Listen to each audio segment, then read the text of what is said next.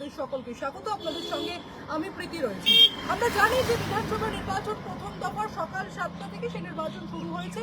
16টি জেলাতে এই নির্বাচন হচ্ছে, 152 আসনে নির্বাচন হচ্ছে। আমি ইতিমধ্যে দাঁড়িয়ে রয়েছে পুরুলিয়া জেলার পুরুলিয়া বিধানসভায়, এবং ঠিক যেখানে দাঁড়িয়ে রয়েছে তাকে বলা হচ্ছে নির্বাচনী ভাষায় লক্ষণ রেখা। ঠিক লক্ষণ রেখাটা কি?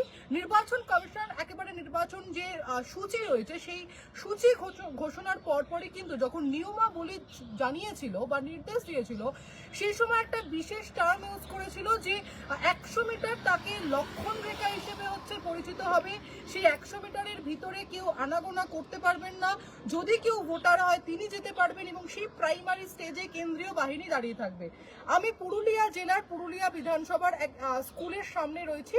সেই স্কুলের নাম হচ্ছে পুরুলিয়া রাষ্ট্রীয় উচ্চ মাধ্যমিক বালিকা বিদ্যালয়, এবং সামনে 100 মিটার দূরে বুথের লাইন আমি যখন দেখতে পাচ্ছি, আমি দাঁড়িয়ে রয়েছি ঠিক লক্ষণ রেখায়। এই হচ্ছে সেই লক্ষণ রেখা, এবং স্পষ্টত এখানে কিন্তু সাদা রং দিয়ে এই 100 মিটার লিখে দেওয়া হয়েছে, এবং যার পাশাপাশি বুথ নাম্বার যেগুলো রয়েছে সেই বুথ নাম্বারও কিন্তু মেনশন করা হয়েছে, অর্থাৎ 242, 137, 138। কিন্তু ইন্টারেস্টিং বিষয় হচ্ছে এই বুথের সামনে কোনো কেন্দ্রীয় বাহিনী বা এই লক্ষণ রেখার উপরে কোনো কেন্দ্রীয় বাহিনী নেই। এবং আমি যদি 100 মিটারটাকে একটু ঘুরিয়ে দেখাই, সাধারণ মানুষ যারা নর্মালি যাওয়া আসা করেন বা টোটো, বাইক, বিভিন্ন যে যানবাহন রয়েছে সেই যানবাহন কিন্তু 100 মিটারের ভিতর থেকেই আনাগোনা করছে। দূর দূরান্ত পর্যন্ত কেন্দ্রীয় বাহিনী, সেই কেন্দ্রীয় বাহিনীর জওয়ানদেরকে কিন্তু দেখতে পাওয়া যাচ্ছে না।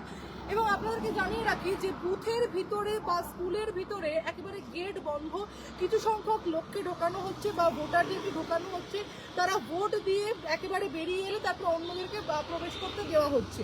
তবে এই যে 100 মিটারের কথা বলেছিল নির্বাচন কমিশন, সেই 100 মিটারে কিন্তু কোনো একেবারে নিরাপত্তা বা কোনো গার্ড যেটাকে বলে সেই বিষয়টা কিন্তু দেখা গেল না পুরুলিয়াতে।